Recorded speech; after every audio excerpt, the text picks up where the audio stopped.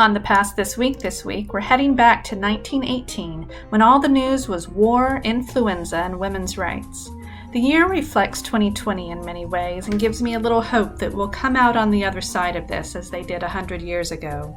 Reading was a popular pastime in 1918. New books included literary fiction from Catherine West, adventure novels from Burroughs and Haggard, Strunk and White's iconic elements of style, and children's fiction from Gruelle, Baum, and Potter. Silent film fans looked for the latest from Theda Bara, Mary Pickford, and Billy Burke, who would one day float into Oz. Classical music and opera was popular with the masses, and 1918 saw new works from Elgar and Stravinsky. The popular songs were all about war, and sheet music from Tin Pan Alley was a hot purchase because people liked to sit around the piano and sing for entertainment in those pre-TV days. One songwriter was especially popular, Irving Berlin, whose musical Yip Yip Yaphank premiered on Broadway on August 19, 1918. The musical review was produced to support Camp Upton in Upton, New York, where Irving Berlin was serving as a recruit during World War I. Berlin, the king of Tin Pan Alley, was an immigrant to the United States. One of the most prolific and popular songwriters of the 20th century, he wrote some songs you may have heard of, like White Christmas and God Bless America, which Berlin and his pal Harry Ruby wrote for Yip Yip Yaphank, but didn't use in the show because it was too serious for the show's raucous tone, which featured a military cast dancing, juggling, and cross-dressing. The finale of the show was Berlin's song We're on Our Way to France.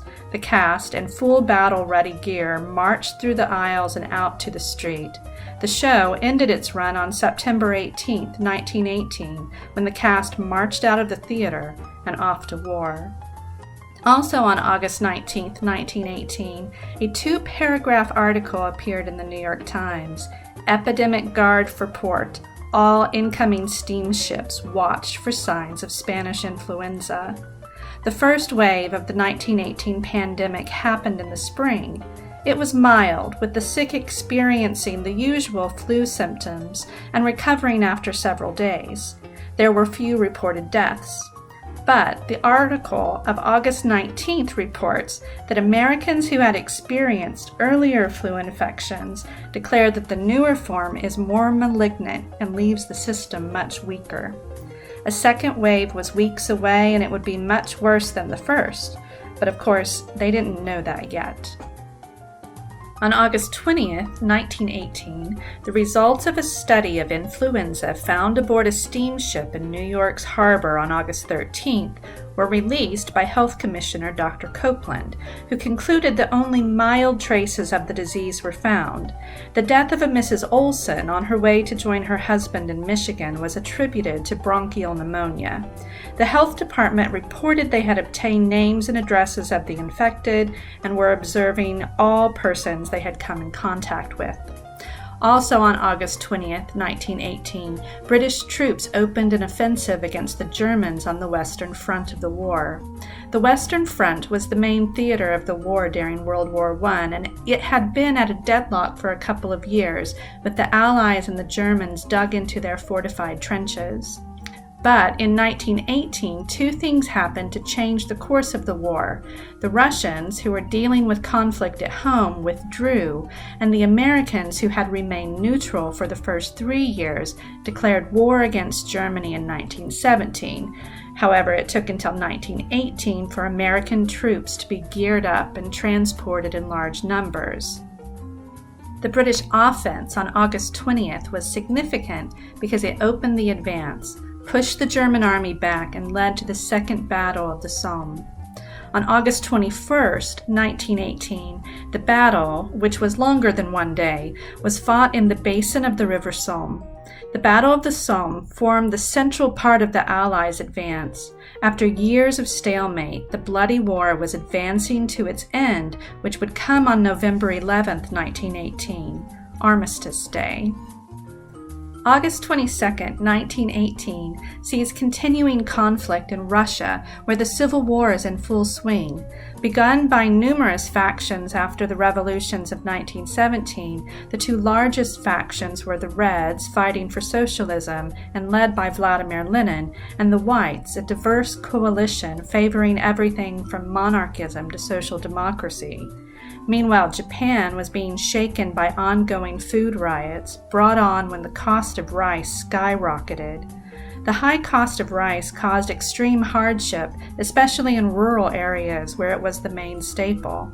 The riots, directed against merchants and the government, were the largest in scope, size, and violence that Japan had seen, so bad that Prime Minister Terachi and his cabinet would resign in September. On August 23, 1918, the London Omnibus Strike came to a successful end. British women may have said go, as this inspirational poster shows, but they weren't staying home eating bonbons while the men were fighting World War I. Thousands of women stepped forward to take available jobs, one of the most common of which was in public transportation. But the management and union of the London General Omnibus Company refused to pay them at an equal rate with male drivers. The women walked out on August 17th, and the strike grew to include drivers from throughout the country, all demanding same work, same money. The strike resulted in a war bonus payment and equal pay. In another sign of the war, on August 24, 1918, in a shortened baseball season, the Chicago Cubs won the earliest pennant ever and would go on to play the Boston Red Sox in the World Series, which Secretary of War Newton Baker gave official approval to on August 24th because the soldiers were interested in the outcome.